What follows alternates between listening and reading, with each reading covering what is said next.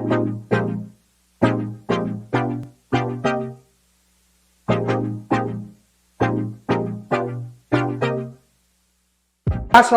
warahmatullahi wabarakatuh. Perkenalkan, nama saya Ananda Hanuarta. Saya mahasiswa PPG dalam jabatan kategori 1 gelombang 2 tahun 2023 Universitas Negeri Semarang, program studi pendidikan seni musik.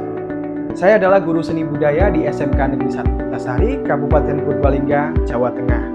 Kali ini saya akan memaparkan video best practice saya tentang meningkatkan motivasi belajar peserta didik dalam materi eksplorasi bunyi dalam musik menggunakan model pembelajaran problem based learning. Latar belakang dari praktik pembelajaran ini adalah hendaknya motivasi belajar peserta didik pada mata pelajaran seni budaya, khususnya seni musik pada materi eksplorasi bunyi dalam musik di SMK Negeri 1 Putasari. Dalam kegiatan pembelajaran, guru cenderung sebagai pusat pemberi informasi. Pada saat pembelajaran di kelas, guru belum menggunakan metode, model, dan media pembelajaran yang berbasis ICT, Information and Communication Technology.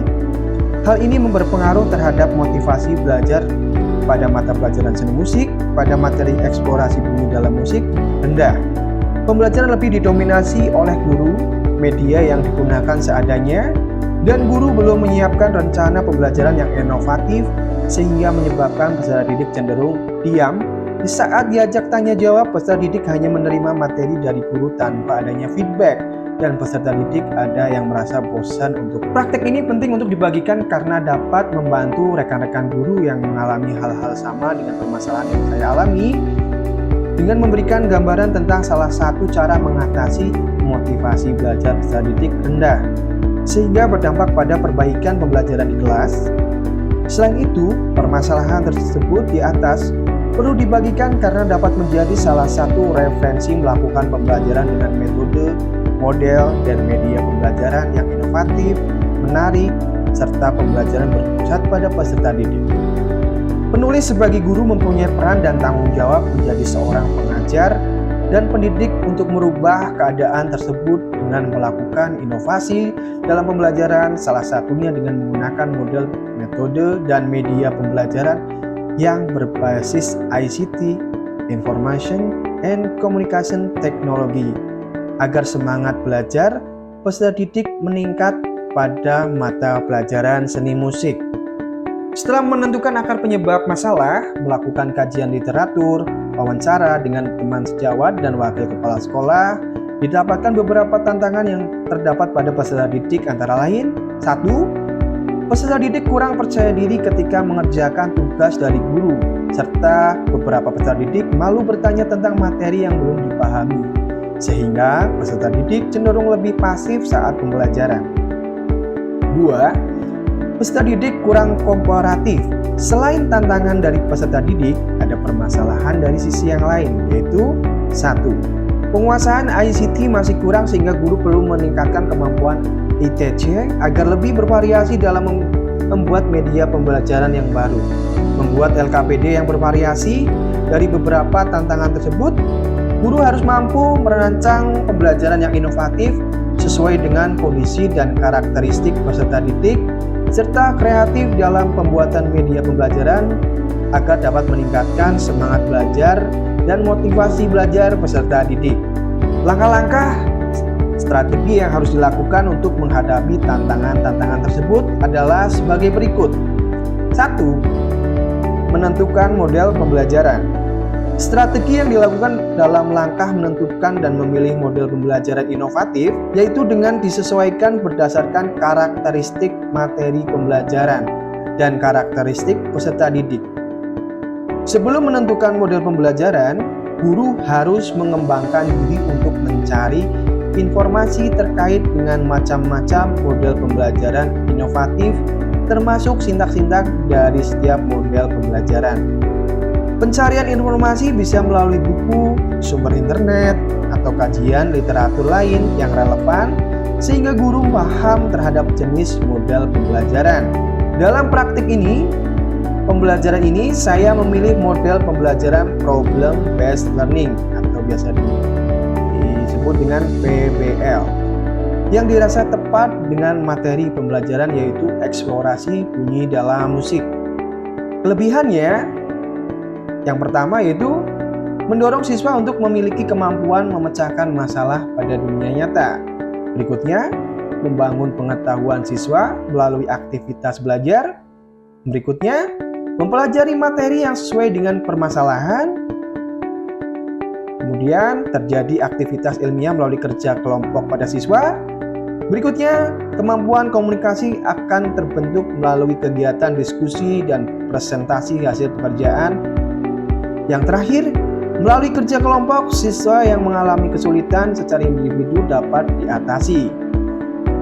Sintak model pembelajaran PBL adalah orientasi, guru menjelaskan tujuan pembelajaran, menjelaskan logistik yang diperlakukan pengajuan masalah, memotivasi siswa terlibat dalam aktivitas pemecahan masalah yang dipilihnya. Yang kedua, mengorientasi peserta didik terhadap masalah. Yang ketiga, mengorganisasi peserta didik untuk belajar. Peserta didik membentuk kelompok yang terdiri dari 4 sampai 5 orang. Berikutnya, membimbing penyelidikan individu maupun kelompok.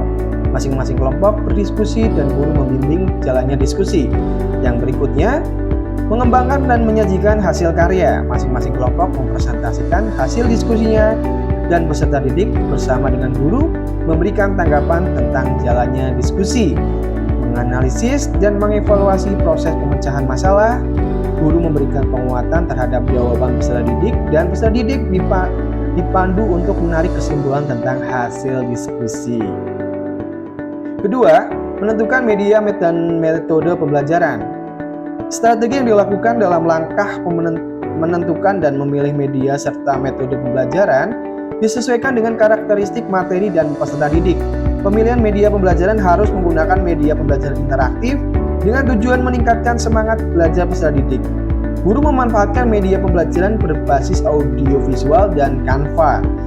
Media pembelajaran Canva cocok digunakan karena menyajikan materi tanpa full text, disisipi dengan gambar pendukung sehingga tidak membuat kejenuhan dan kebosanan peserta didik. Pemanfaatan media berbasis audiovisual seperti video pertunjukan musik dalam pembelajaran dapat meningkatkan motivasi belajar.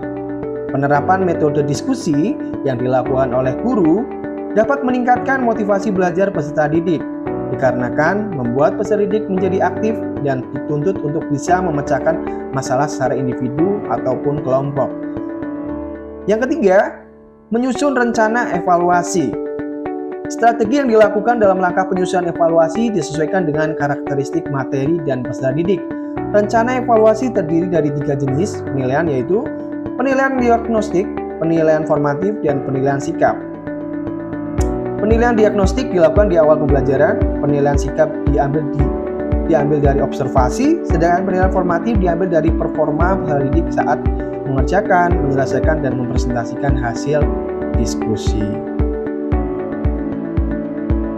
Dalam melaksanakan praktik ini didukung oleh berbagai pihak seperti keluarga, kepala sekolah, wakil kepala sekolah, teman guru, dan peserta didik SMK Negeri 1 Putasari, sehingga kegiatan bisa berjalan dengan lancar.